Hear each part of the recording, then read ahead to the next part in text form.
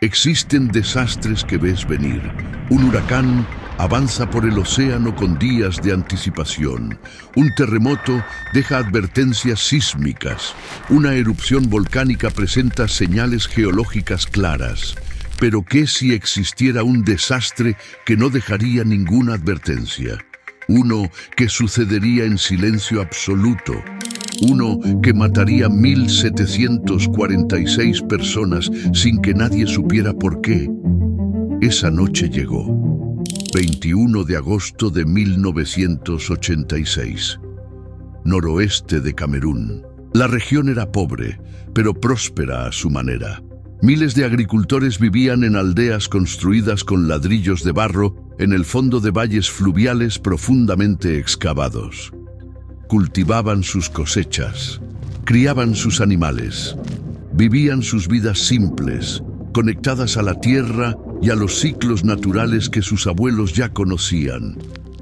Arriba de ellos, muy arriba, a 1.091 metros sobre el nivel del mar, estaba el lago Nyos, un cráter volcánico antiguo que se había transformado en un espejo de agua. Los residentes locales llamaban a aquella tierra Buena Tierra. El cráter tenía paredes empinadas elevándose a 100 metros en todos lados. Era un anfiteatro de piedra, una cuenca de contención perfecta, o así parecía, porque nadie sabía lo que estaba sucediendo abajo. A aquella profundidad, a 208 metros bajo la superficie, la presión hidrostática alcanzaba 300 psi. Detente un momento para comprender eso. 300 psi. Esa es la presión que encuentras dentro de las tuberías hidráulicas de acero de máquinas industriales pesadas. La presión necesaria para rasgar carne, para aplastar huesos, para transformar agua en un arma. Y bajo esa presión colosal había algo acumulándose. CO2, dióxido de carbono magmático. Durante décadas, quizás siglos, el gas volcánico había escapado lentamente del magma subterráneo. Gas que debería haber subido y escapado naturalmente, pero la presión del agua arriba lo atrapaba, lo forzaba a disolverse en el agua, capa tras capa, año tras año, creando una situación que la naturaleza nunca debería permitir. Era como una botella de refresco que abres y reconstruyes repetidas veces, presurizándola cada vez más, pero nunca dejando que escape completamente. Una botella maciza de agua carbonatada atrapada a profundidades donde la luz del sol nunca llega. Pero había un precedente. 2 años antes, en 1984, a 60 kilómetros de aquel lago, el mismo fenómeno había ocurrido en el lago Monún, solo a pequeña escala. Solo 37 muertos. Suficiente para dejar una advertencia, suficiente para despertar la atención de la comunidad científica internacional. Un vulcanólogo llamado Haraldur Sigurdsson estudió el mecanismo meticulosamente, comprendió la física, comprendió el peligro, comprendió que había lagos similares en otras partes del mundo que podrían pasar por lo mismo. Y a principios de 1986, solo meses antes de lo que sucedería, preparó un artículo científico advirtiendo sobre ese riesgo. Un documento que podría haber salvado vidas. Lo envió a la revista Science. Los revisores anónimos lo rechazaron. Demasiado inverosímil fue el veredicto, demasiado dramático, demasiado catastrófico. No parecía lo suficientemente creíble para merecer publicación en una revista científica de primera línea. Así que el artículo nunca fue publicado. La alerta nunca fue emitida. La región de Camerún permaneció ciega. Las autoridades nunca fueron informadas. Ningún sistema de alerta temprana fue instalado. Ninguna evacuación fue considerada. Y aquellas personas simplemente se prepararon para dormir. Conozcámoslas, no como números, como personas reales. Ephraim Che era un agricultor. Su casa de ladrillos de barro quedaba en un acantilado alto directamente arriba del cráter. Podía ver el lago desde su ventana. Un hombre conectado a la tierra, a la naturaleza, a los patrones que sus ojos aprendieron a reconocer a lo largo de una vida. Pero ni siquiera él podría haber predicho lo que vendría. Halima Zuley era una pastora de vacas. Su casa quedaba a la orilla de la playa del lago, rodeada por su familia extendida, parientes que venían de generaciones compartiendo ese mismo espacio. Tenía 400 cabezas de ganado. Tenía una comunidad. Tenía una vida con raíces profundas allí. Joseph Nkwain era un conductor de camión del pueblo de Subum, 12 millas valle abajo. Aquella noche estaba sentado bajo la tenue luz de una lámpara, ayudando a su hija de 9 años a terminar la tarea. Una escena común. Un padre y una hija en un momento cotidiano que aparentemente sería olvidado por la historia. Ninguno de ellos sabía que, en ese momento exacto, en las profundidades de las aguas oscuras arriba de ellos, algo irreversible estaba comenzando. Alrededor de las 21:30 la presión se rompió. ¿Qué exactamente desencadenó esto? Ninguna investigación oficial jamás lo descubrió. Puede haber sido una tormenta de lluvia fría enfriando los bordes exteriores de la superficie, causando una contracción. Puede haber sido un pequeño deslizamiento de tierra en el lecho del lago, perturbando la columna de agua. Puede haber sido un evento sísmico menor que los instrumentos de la época no pudieron detectar con precisión. Los investigadores buscaron en todos lados. No encontraron nada concluyente. El Servicio Geológico de los Estados Unidos simplemente lo clasificó como un mecanismo indeterminado. El gatillo exacto permanecerá para siempre un misterio. Pero lo que siguió fue pura física. Era predecible, era inevitable, era muerte en forma de gas. La presión bajó, aunque sea levemente, aunque sea solo algunos PSI. Fue suficiente.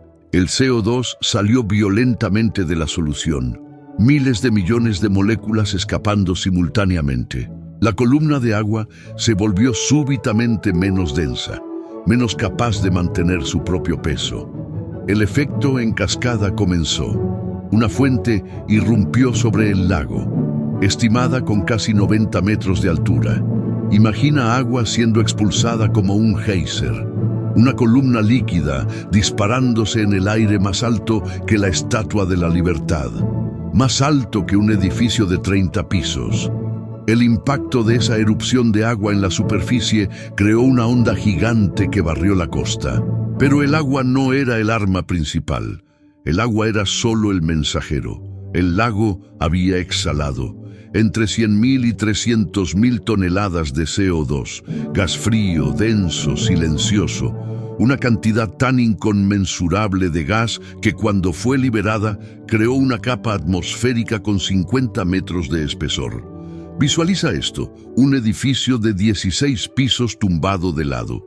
Ahora imagina ese edificio rodando cuesta abajo por los valles, ocupando literalmente cada calle, cada patio, cada habitación interior, del piso al techo, sin escapatoria, sin espacio vacío, solo gas.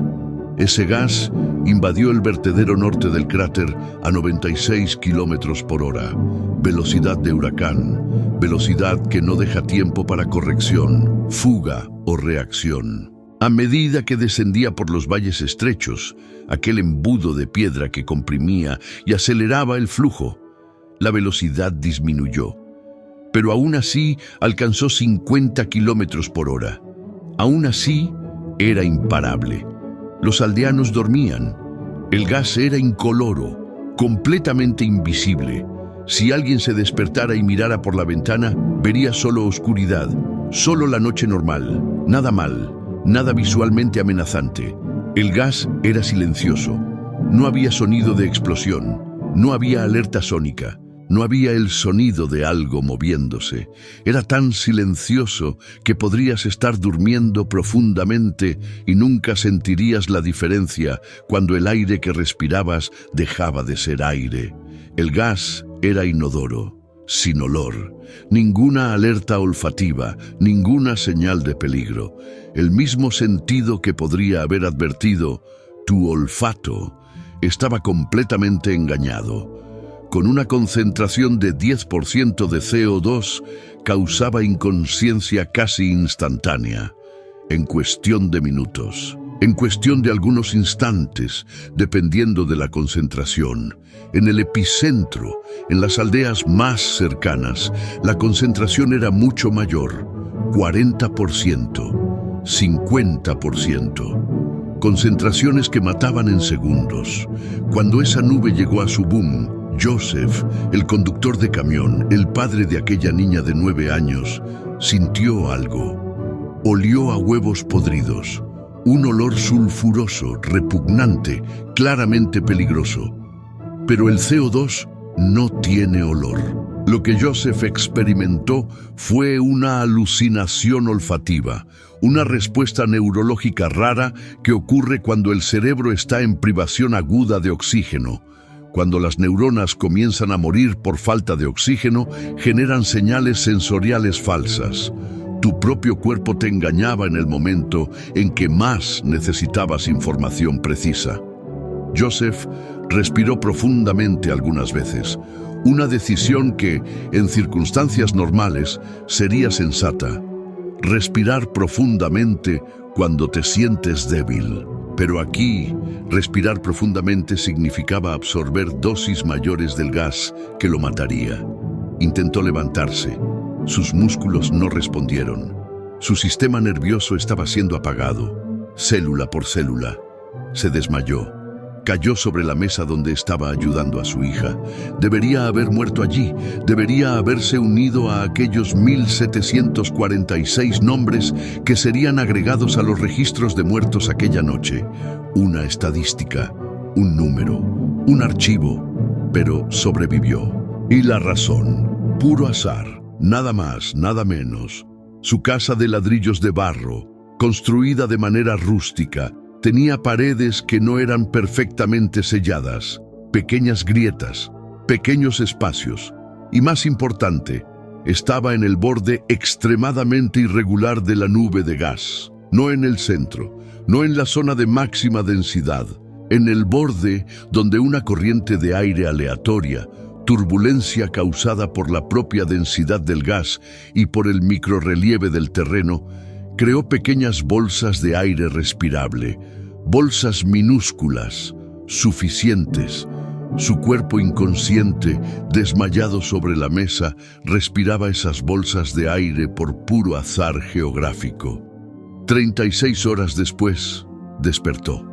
Su cuerpo estaba cubierto de úlceras por presión. Lesiones causadas por la presión del gas tan alta que literalmente había presionado su sangre fuera de ciertos tejidos. Los socorristas inicialmente confundieron esas úlceras con quemaduras químicas. Era una lesión tan inusual que no tenían referencia para compararla, pero despertó, respiró, vivió. No todos tuvieron tanta suerte. A medida que ese gas se movía por los valles, debería haber un instinto claro: despertar y correr, salir del gas, huir hacia arriba, seguir cada fibra de tu naturaleza que gritaba «escapa», pero ese instinto mató. Aquellos que despertaron y corrieron murieron más rápido, porque correr significa hiperventilación, significa respiración profunda y rápida. Cada inhalación absorbía una dosis mayor de ese veneno invisible. Sus músculos recibían más gas, su sistema nervioso se apagaba más rápidamente. Sus pulmones, en lugar de simplemente absorber el gas presente, lo bombeaban activamente dentro de sus cuerpos. Sus cuerpos fueron encontrados en los caminos por la mañana, en los puntos más bajos del valle, donde el flujo de gas era más denso, como si hubieran corrido hacia la muerte en lugar de hacia la salvación. porque es exactamente lo que hicieron. Aquellos que dormían en el piso sobre esteras trenzadas tradicionales murieron en silencio absoluto. Nunca se despertaron una sola vez. Su último momento consciente fue dormirse normalmente. Su primer momento de inconsciencia fue la muerte, imperceptible, indolora, absolutamente silenciosa. Un apagón de luz sin advertencias, sin transición, sin la oportunidad de comprender lo que estaba sucediendo. Las casas estaban llenas de gas, del piso al techo, una sala entera, una estructura entera, llena de gas letal. Todos aprenden la misma regla de seguridad contra incendios en la infancia. Mantente agachado. El aire es más limpio allá abajo. Esa regla salvó incontables vidas en edificios en llamas. Es una de las piezas más fundamentales de conocimiento de seguridad que transmitimos a los niños. Aquella noche, en aquel lugar, esa regla se volvió letal, porque el CO2 no sube. No busca el techo como el humo del fuego. El CO2 es más pesado que el aire. Baja, se acumula en el piso.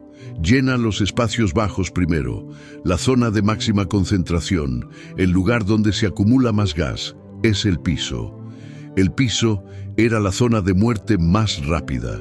En el pueblo de Subum había una clínica de maternidad, un edificio simple de ladrillo, pero tenía 2 pisos, 2 niveles. Una diferencia de altitud que era la diferencia entre la vida y la muerte. La nube de gas tenía un techo físico rígido, 50 metros, 164 pies, una altitud absoluta por encima de la cual no había gas suficiente para matar. Por encima de esa línea, la concentración bajaba. Por debajo de ella, era muerte. Todos en el primer piso de la clínica murieron. Todos en el segundo piso despertaron vivos. No había heroísmo en aquella diferencia, no había coraje, no había esfuerzo, no había ninguna acción humana que hiciera diferencia.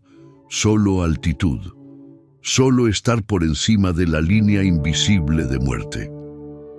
Al amanecer, cuando el agricultor Efraim, aquel que vivía en el acantilado arriba del cráter, descendió al valle, encontró un escenario de desolación silenciosa.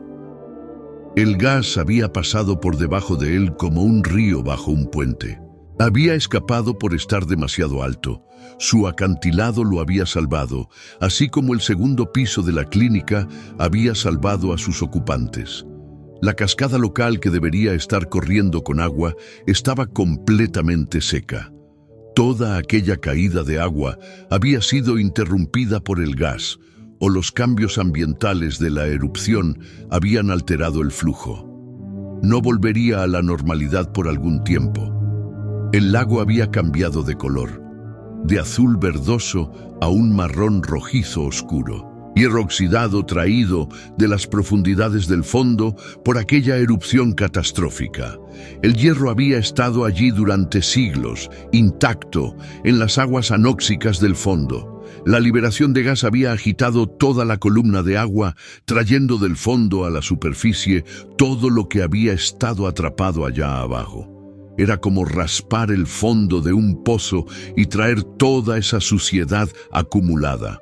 A la orilla de la playa estaba Halima, la pastora, aquella cuya casa quedaba en el epicentro de la tragedia. Aquella que estaba completamente rodeada por el gas, en el epicentro, en el lugar donde la concentración era mayor, estaba gritando a su alrededor 31 miembros de su familia extendida. Todos muertos, 400 cabezas de ganado, todas muertas. Todos aquellos animales que dependían de ella, todos aquellos parientes que compartían su vida, todos aquellos que formaban su comunidad, su mundo, su razón de vivir. Ella estaba viva. No existe una explicación física oficial para esto. Los científicos pueden describir la turbulencia en los bordes de una masa de gas. Pueden hablar de cómo la densidad del gas causa vórtices aleatorios. Pueden mencionar el microrrelieve de la línea costera. las pequeñas variaciones en altitud que crean bolsas de aire, pero ninguna de ellas proporciona una respuesta definitiva. Puede haber sido un remolino aleatorio en el patrón de flujo del gas. Puede haber sido el microrrelieve específico de la línea costera. Puede haber sido una bolsa de oxígeno creada por factores que la ciencia aún no puede replicar o explicar. Puede haber sido exactamente donde estaba tumbada cuando el gas pasó, un lugar que ofrecía protección por razones que no comprendemos. La supervivencia aquella noche no tuvo nada que ver con la distancia del cráter. Personas a kilómetros de distancia murieron. Personas mucho más cerca vivieron. No tuvo nada que ver con preparación. No tuvo nada que ver con fuerza o inteligencia. No tuvo nada que ver con algo que pudieras hacer o no hacer. Se redujo a una cuestión simple: altitud. Estabas por encima de la capa de gas, entonces vivías. Estabas dentro de ella, entonces morías. Y si estabas exactamente en el borde donde factores aleatorios creaban bolsas de aire, entonces tenías suerte, pura suerte de naturaleza aleatoria y caótica. El tipo de suerte que no puede ser planeada, predicha o replicada. El aire no está obligado a dejarte respirar. Esto no es una ley universal. Es solo lo que sucede en circunstancias normales. Aquella noche, circunstancias normales no existían. 1746 personas aprendieron eso de la peor manera posible. Y todo esto podría haber sido evitado. Un artículo científico podría haber sido publicado. Una alerta podría haber sido emitida. Un sistema de monitoreo podría haber sido instalado. Una evacuación podría haber sido coordinada. Vidas podrían haber sido salvadas. Pero la ciencia falló. El peer review rechazó como inverosímil. Las autoridades no fueron informadas. Ninguna acción fue tomada. Y una noche común se convirtió en la noche en que 1746 personas fueron robadas de sus vidas por un gas invisible, silencioso e inodoro. Exactamente 25 kilómetros de valle. Exactamente una noche. Exactamente un mecanismo de muerte tan raro que la mayoría de las personas nunca ha oído hablar de él. Pero sucedió. Y podría suceder de nuevo.